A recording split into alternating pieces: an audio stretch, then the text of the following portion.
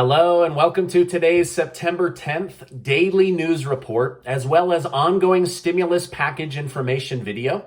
If you're a subscribed member of my community, then welcome back. And if you're not, consider subscribing right now so I can keep you up to date on what's going on in Washington, D.C., the next stimulus package, the U.S. economy, money, investing, and much, much more.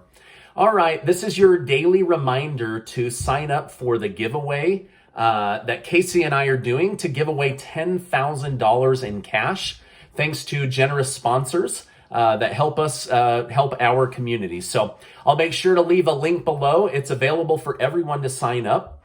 I look forward to giving that money away, and I'll make sure to leave that link below.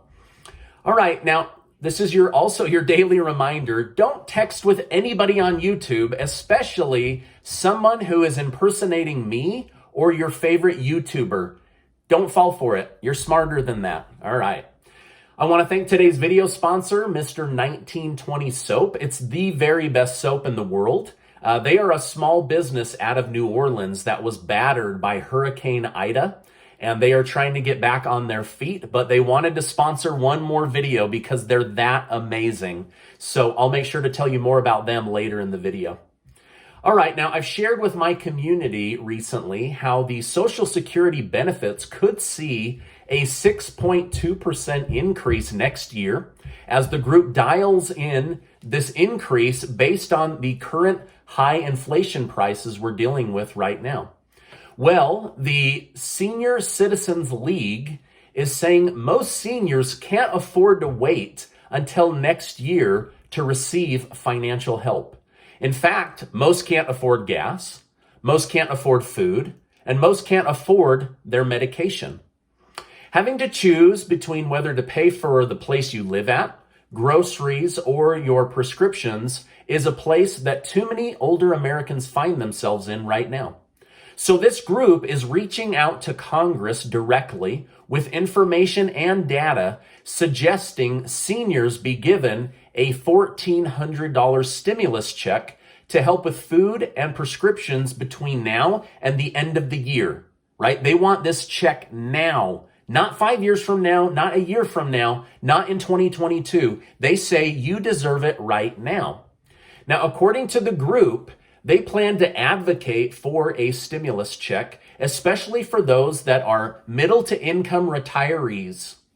Now, the group's data specifically plans to show how those on fixed income or lower income have been disproportionately affected by the lockdowns and also the higher prices caused by inflation. Now, I have no idea if this will get any traction, but it is in the news, and so I wanted to bring it to my community's attention because according to my demographics, a large percentage of those in my community are on fixed income or are on Social Security benefits. So there's a lot of older people that follow me in this community, and so I wanted to bring this information to you. It's just nice to know that a big group with a lot of power and pull is advocating for someone like you to members of Congress. So I just wanted to bring that to your attention. Now, Senator Joe Manchin has revealed where he stands on the $3.5 trillion stimulus package. For the most part, he loves everything about it, right? He wants to support his Democrat colleagues. He just believes that everything they have suggested should have a smaller price tag. So he says he's not against the child tax credit monthly checks, but thinks they should be smaller. He's not against free universal pre-kindergarten, but believes it should have limitations on who qualifies. He's not against the first 2 years of community college being free or more affordable, but wants to limit who has access to this taxpayer money.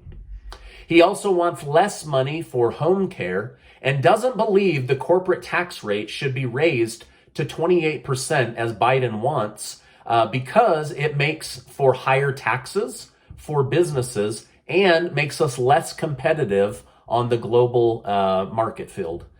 So he wants the United States to stay competitive when it comes to hiring and worries that higher taxes will mean less jobs and less business flowing into our country.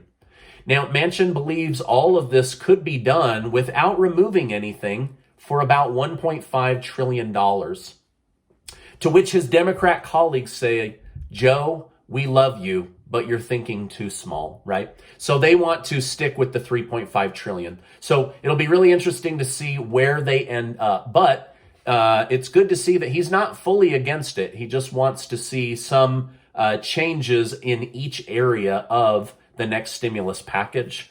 So I'll continue to report on what's going to be included. Next week, we should see a lot of programs coming out so that we can finally get this thing done, right? All right, now I'm really hoping that the next stimulus package actually helps the American people and has some provisions for helping now, not 5 years from now, right? The White House continues to ignore that prices are climbing. I just read that prices will likely go even higher as businesses can no longer absorb the wholesale price increases. They have to pass it on to the consumer, they say, or they will go out of business. Now, wholesale prices are up 8.3% above where they were last year, according to a recent CNBC report. So basically, inflation on the general public is up almost 6%, but in the wholesale world for businesses, it's up 8.3%. So now businesses are saying, we just can't absorb these price increases anymore. So I'm hoping that Joe Manchin, Bernie Sanders, Joe Biden, and everyone else will be very, very strategic about how they spend this money right now, and that it will include some form of money right now, like a stimulus check or an adult tax credit that's paid out monthly, because people are struggling right now, right? We don't want to wait to find out, hey, how's this going to help me in 5 years, right? So that's what's going on right now as far as a group advocating for a $1,400 stimulus check, Joe Manchin's position, and what needs to happen right now because we're about to see higher prices. So, all right, by the way, thank you guys so much for giving these videos a like. I really, really appreciate it, and I just love bringing you guys the news. I hate when it's bad news, but my job is just to tell you what's actually going on, not try to cherry pick the good and never tell you about the bad, okay? All right, now a new report out of Australia begs major questions about the efficacy of lockdowns and economy-killing policies. This report shows the amount of money spent and missed out on divided by how many people died of COVID. And it showed that the Australian government has roughly spent $25 million per person based on these COVID policies. So Australia is going to be shaking things up because they just can't, they simply can't afford to shell out $25 million per person, right? Now, yesterday, President Biden waged war on the unvaccinated. Some say this is the right path to force vaccination on U.S. citizens, while others say President Biden has been harder on U.S. citizens than he was on the Taliban. I'll let you decide your own opinion. I'm not here to tell you what to think. The new mandates will take place soon. All federal employees must be vaccinated unless they have a medical or religious exemption or submit to weekly COVID testing. Any contractor working with the federal government must be vaccinated to keep their contracts or submit to weekly testing. Companies with over 100 employees must vaccinate their employees or face a $14,000 fine per employee. Now, this is where it gets tricky, because if something were to go wrong, these businesses are liable for making their employees get a medical procedure.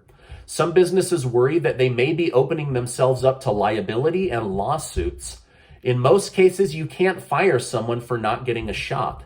But if you do have to fire someone in order to comply or to avoid the $14,000 fine, then the business could also find themselves having lawsuits for being fired or terminated, or they could find a bunch of employees getting on unemployment and dragging their business down because of those unemployment funds, right? So this pushes the problem the government has onto employers, and it will be really, really interesting to see what comes out of these new mandates. There are already 17 states that have vowed to push back against the mandate, saying that it is unconstitutional and an overreach of government. While on the flip side, several school districts in New York and California have already committed to vaccinating their students before the day was over. So there's definitely a major difference in thinking when it comes to this hot topic.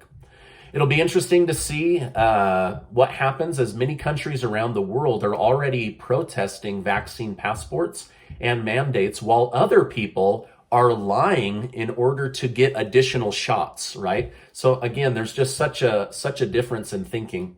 Who knew that a shot could become so political, right?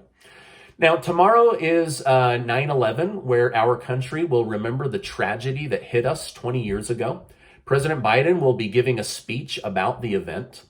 Over in Afghanistan, the Taliban will be celebrating the day they beat America, and as a new official day for their government. It's, for me personally, very discouraging to see another country mock us on our day of mourning. But this is the situation we're in right now. Now, several countries, including China, will be celebrating with the Taliban and their new government. However, the country of Russia said that they will not take part in Afghanistan's celebration on this day. Next week, Secretary of State Antony Blinken will have to answer questions under oath before a congressional committee regarding his decision to abandon Bagram Air Force Base, $85 billion worth of military equipment, ignoring warnings in early July, to get citizens out, and the collapse of Kabul in a 1 week period. So he will definitely be in the hot seat next week. Some are saying they would not be shocked if he resigns next week. Now, earlier this week, I told you about a uranium energy company with 2 processing locations here in the United States. Uranium is already in high demand and will be in even higher demand as it becomes more and more useful and more scarce. Now, in my video, I said that the stock price was at $3.11 a share. And analysts were predicting it will go to between $3.79 a share and $5 a share, which is between a 20 to 60% gain. Well, that video didn't upload because of YouTube issues. And so because of that, by the time it launched, the stock had already dropped because of a White House announcement. Now, it wasn't the only stock to drop. Just about every area of the stock market was red. But this was really good for the community, because by the time you saw the video, the stock price was $2.91 a share. So I gladly picked up hundreds of more shares of the stock. And as of shooting this video this morning, the stock is around $3.17 a share, which means I'm up 30% on my first round of investing before I told you about this, and up about 10% on my second round of purchases. So it is going back up. Now, I'm going to leave a link below so that you can go watch that video if you're interested in learning more about stocks and investing. I'll also be putting out a video soon about my favorite way to get out of debt, and I'm going to walk you through a case study. I'll also be doing a video about how to invest for beginners, because so many of you have been asking me for that. Now, I can't predict the future price of any stock. So when I make a recommendation to you, you have to think long-term, not short-term, right? And every stock I've recommended right now is trading at a very great discount. So I've continued to buy because I'm looking long-term, not short-term, right? I tend to take the advice of master investor Warren Buffett, who said, if you're not willing to hold a company for 10 years, then don't own the stock for 10 minutes. So when it comes to investing in the stock market, you definitely have to have long-term thinking, all right? All right, now I want to take just a minute to tell you about today's video sponsor, Mr. 1920 Soap. Look at these. They're beautiful.